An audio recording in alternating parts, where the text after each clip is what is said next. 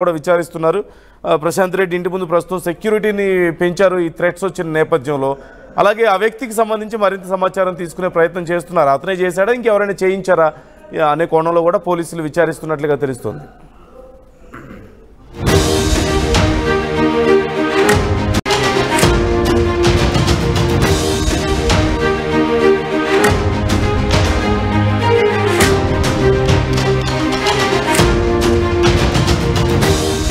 Breaking news చూస్తున్నాం. Kovur MLA Vemireddy Prashanth రెడ్డికి ప్రాణహాని ఉందంటూ ఎమ్మెల్యేని చంపేస్తామంటూ బెదిరింపు లేఖ వచ్చినట్లుగా తెలుస్తోంది.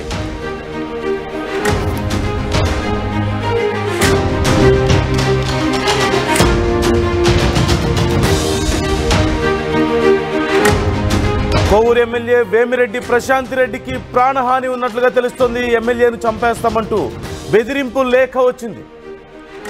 ఈ నెల 17న ముఖానికి మాస్క్ ధరించి పరిగెత్తుకుంటూ వచ్చి సెక్యూరిటీకి లేఖ ఇచ్చి పరారయ్యాడు దుండగుడు.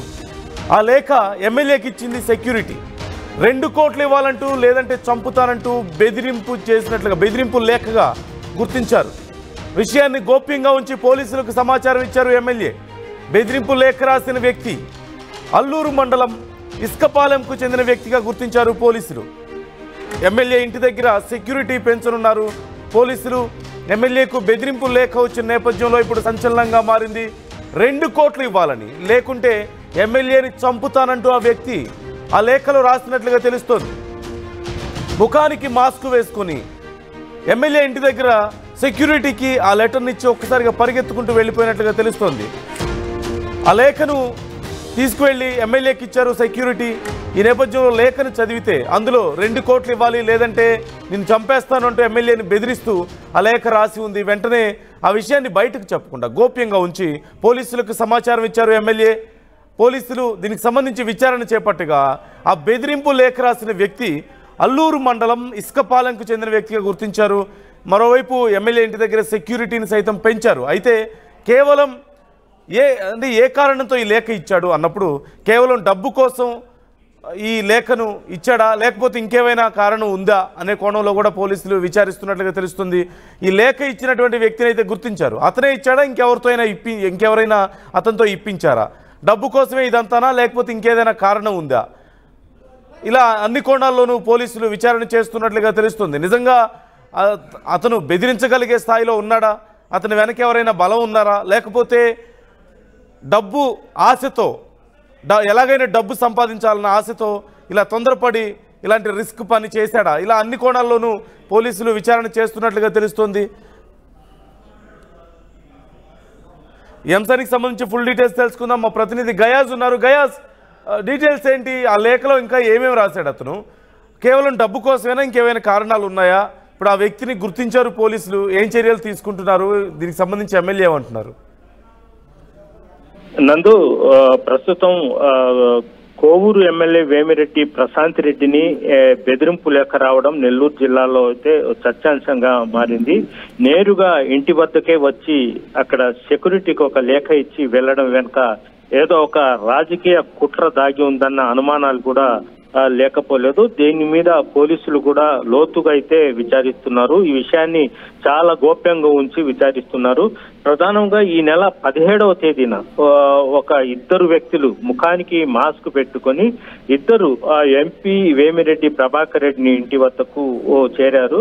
ఒకరు ఇంటికి కొద్ది దూరంలోనే మెయిన్ రోడ్డు ఉంది. రోడ్డు మీదే మోటార్ బైకు స్టార్టింగ్ లో పెట్టుకొని నిలబడి ఉండగా మరో వ్యక్తి మాస్క్ ధరించి వేగంగా వచ్చి ఇంటి వద్ద ఆరు బయట నిలబడి ఉన్న సెక్యూరిటీకి ఒక లేఖ ఇచ్చి పరిగెత్తుకుంటూ మళ్ళీ ఆ మోటార్ బైక్ లో వెక్కి అక్కడి నుంచి వెళ్ళిపోవడం జరిగింది. అయితే ఈ లెటర్ అతను ఎమ్మెల్యేకి ఇవ్వండి అని చెప్పి వెళ్ళడంతో వాళ్ళు సెక్యూరిటీ కూడా ఆ లేఖ చింపలేదు, అది ఎమ్మెల్యేకి సంబంధించిన లెటర్ అని. కొద్దిసేపటి తర్వాత ఆ లెటర్ తీసుకుని పోయి ఎమ్మెల్యే ప్రశాంత్ రెడ్డికి అందజేయడం జరిగింది.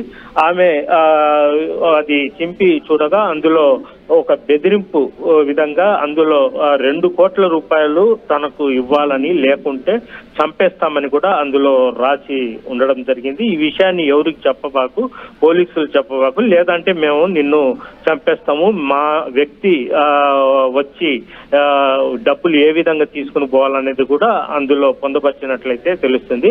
అయితే వెంటనే ఎమ్మెల్యే ప్రశాంత్ కుమార్ రెడ్డి, ఎంపీ వేమిరెడ్డి ప్రభాకర్ రెడ్డి ఈ విషయాన్ని పోలీసులకు ఫిర్యాదు చేయడం జరిగింది. ఈ వ్యవహారంలో పోలీసులు బయటకు పక్కకుండా సీసీ ఫుటేజ్లు మొత్తం సేకరించి అల్లూరు మండలంలోని ఇసుకపాలెం వద్ద ఒక వ్యక్తిని, అనుమానిత వ్యక్తిని కూడా అదుపులోకి తీసుకుని విచారిస్తున్నట్లే మనకైతే తెలుస్తుంది. అదేవిధంగా మరో వ్యక్తిని కూడా వాళ్ళ ఇంటి పరిసరాల్లో తిరుగుతున్న ఓ వ్యక్తిని కూడా సీసీ ఫుటేజ్ ఆధారంగా అతన్ని కూడా అదుపులోకి తీసుకుని విచారిస్తున్నట్లు తెలుస్తుంది. అయితే వాళ్ళేనా లేదంటే లేఖ ఇచ్చింది వేరే వాళ్ళు అనేది ఇంకా నిర్ధారణ కాలేదు. పోలీసులు అయితే చాలా గోప్యంగా పెట్టి ఉండడం జరిగింది. ప్రధానంగా వేమిరెడ్డి ప్రభాకర్ రెడ్డి ప్రముఖ పారిశ్రామికవేత్త కావడం, అదేవిధంగా వాళ్ళ సతీమణి కోవూరు ఎమ్మెల్యేగా ఉండడం, మొత్తం మీద చూసుకుంటే వీళ్ళు ఇటీవల కాలంలో మొన్నటి వరకు వాళ్ళ వ్యాపారాలు అట్లా ఉన్నారు. ఇప్పుడు